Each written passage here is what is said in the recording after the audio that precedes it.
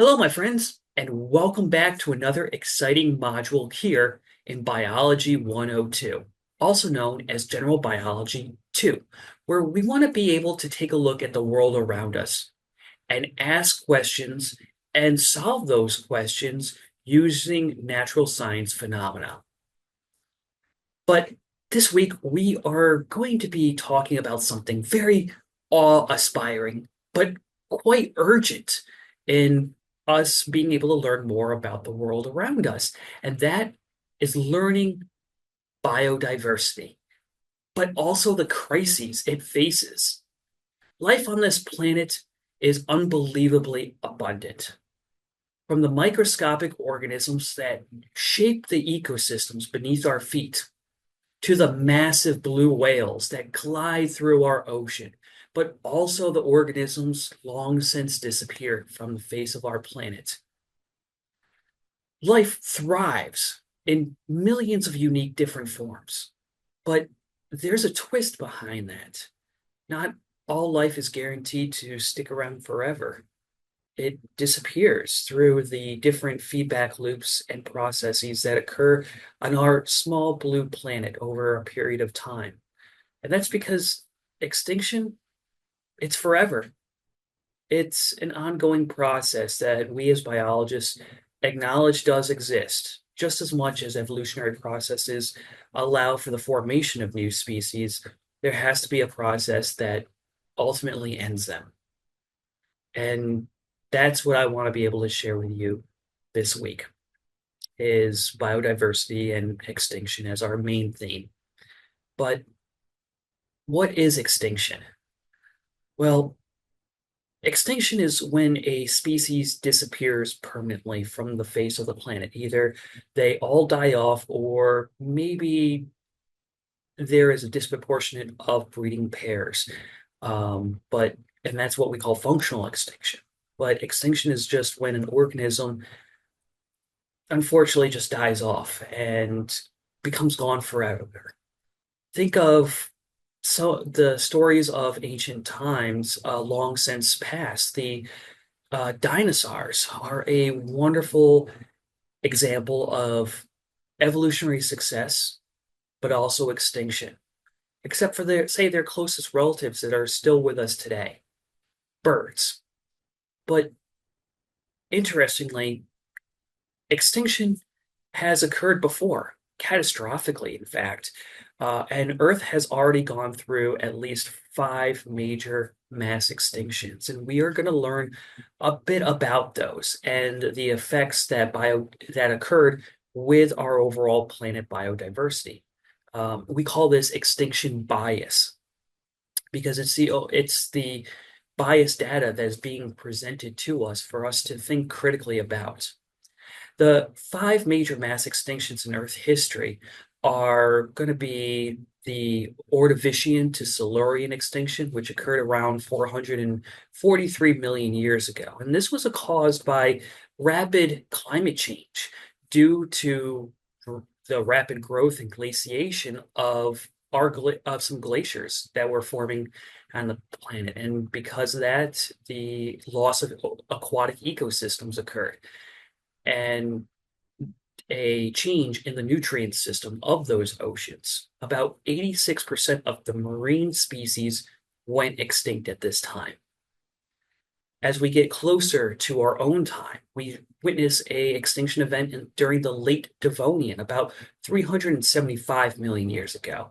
And this may have been caused by underwater volcanic activity, which reduced the oxygen level in the ocean, essentially suffocating life, along with asteroid impacts that may have hit parts of northeastern Russia, or what we define as northeastern Russia during modern times. About 75% of species were lost, and many of these were reef-building organisms that contributed to the broader ecosystems, essentially causing the biodiversity in the oceans to collapse and then slowly recover. About 252 million years ago, we see the Permian Triassic extinction. And this was caused by massive volcanic eruptions, also known as the Siberian traps. And this led to massive levels of global warming. The world's oceans became very acidic and loss of oxygen. About 96% of life on our planet died during that event. This was also known as the Great Dying, and an analog to what may come in our future if we're not aware of biodiversity and extinction. We also see an extinction event during the Triassic and Jurassic transition about 201 million years ago. 80% of species were lost during that, but it allowed for new life to dominate the planet, which eventually became snuffed out on one fateful day about 66 million years ago during the transition of the late Cretaceous period to the early Paleogene, when a massive asteroid comes careening into and impacts our planet off the coast of the Yucatan Peninsula in Central America. This allowed for not only a destabilization of volcanic activity, but a massive tsunami that washed over parts of North America, as evidenced by the famous Tanis site in North Dakota, but also ejected enough debris into the atmosphere, which eventually blocked out the sun and caused a cascade effect in both terrestrial and aquatic biomes. About 76% of the global species were lost, all within a short period of time, and the effects were felt at least 5 million years afterwards, based on depositional records. And that allowed for the ushering in of the earliest mammals. But when we bring in a new species, we also have to look at those impacts. Interestingly, we're actually going through what we call a sixth mass extinction. And this is primarily driven by human activities, such as habitat destruction, climate change, pollution, and overexploitation of endangered species. We're the cause of the next extinction, not just some giant space rock or the change in the chemistry of the global oceans. It's us, and we need to be aware of that as biology students, but also citizen scientists. And when we apply these pressures, these are not natural selection pressures. These are human impacts that are going to modify our planet.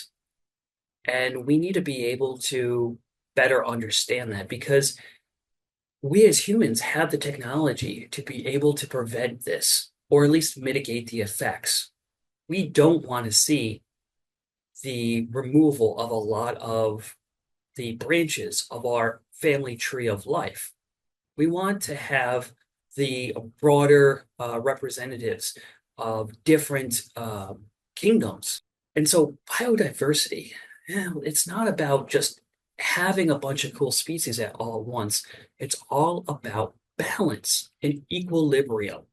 The more species in an ecosystem, the more stable and resilient it truly is. But again, we as humans are destabilizing these ecosystems and causing a global crisis. Our pollution and deforestation, climate change, habitat destruction are all pushing these species to their breaking points. Good news, we are fighting back. Conservation efforts, habitat reforestation, and biodiversity monitoring are making a difference. And in fact, here at Eastern, we do teach you some of these techniques as part of the Biological Environmental Technology program. And our goal is to preserve what's left and restore what has been lost and mitigate those human impacts. Recognizing the role of biodiversity loss has led to targeted conservation efforts, like wolf reintroductions in the Yellowstone parks or reestablishing coral reef ecosystem projects. And these are all done by citizens like you and me. By protecting a variety of different species, we safeguard entire ecosystems, which in turn will allow for the reestablishment of biodiversity. Targeted conservation efforts are playing that crucial role in combating extinction and biodiversity loss by focusing on species protection, habitat restoration, but overall making that ecosystem as sustainable as possible for natural processes to occur and allow for that equilibrium balance. Some programs that I've been following lately, and I'd like to share them with you, would be the Black Rhino Recovery Project, where they are starting to allow for breeding of black rhinos to increase their populations and allow for them to have more access to more breeding partners. And the California Condor breeding program is doing just that also by using captive breeding and reintroduction into the wild to allow for those populations to return back to their native metrics or population counts. Additionally, habitat conservation initiatives, such as the establishment of the MPA or the Marine Protected Areas, and large-scale reforestation projects are helping restore ecosystems that support countless species by ensuring that the animals have a safe, connected space to migrate to and reproduce in. We can some of the projects in that area that I'm following is the Yellowstone to Yukon corridor, and even the wildlife overpasses that we talked about in our biogeography unit are reducing that human to wildlife conflict and improves the genetic diversity in isolated populations and allow them to either allopatrically or sympatrically interact with each other to maybe give rise to new numbers in our biodiversity. Beyond direct species intervention, we have to also look at the government side of protecting our global biodiversity, conservation policies, and legal protections like the ESA or Endangered Species Act and CITES helps regulate hunting, habitat destruction, and wildlife trade. Anti-poaching technologies, including drones and AI-powered surveillance systems, assist in enforcing these important laws and protecting the vulnerable species. Here in the Appalachian region, we embrace sustainable agriculture and ecotourism along with community-led conservation initiatives to further ensure that biodiversity protection benefits both the people and the local wildlife. Topics we cover in environmental science courses here at the college, but also the BET program. Cutting edge science, such as even genetic banking and cloning and biotechnology, offers some hope for reviving species on the brink of extinction. Sure, we're not going to be able to recreate Jurassic Park anytime soon, but we can at least be able to genetically modify certain organisms to allow for specific traits to arise to allow them to deal with the changing world around them. We can assist the biodiversity and maintain it, not destroy it. These combined efforts demonstrate while biodiversity is under threat, just strategic actions and global collaboration will inevitably help us maintain a variety of life for our future generations. For me, I want to be able to make sure my grandkids can see a giraffe in a zoo or on the wild savannas of Africa. So throughout this week's module, I want us to dive deep into the living world and how it has changed and functioned through biodiversity and how can we protect it. And that if we can't protect it, what are the pressures that force a species to become extinct? Remember, biology isn't just a subject that you're taking here in college. It's a story of life and a story we are still adding chapters to. And you are part of that. As always, if you have any questions about this week's module, please reach out. You can get a hold of me through video chat.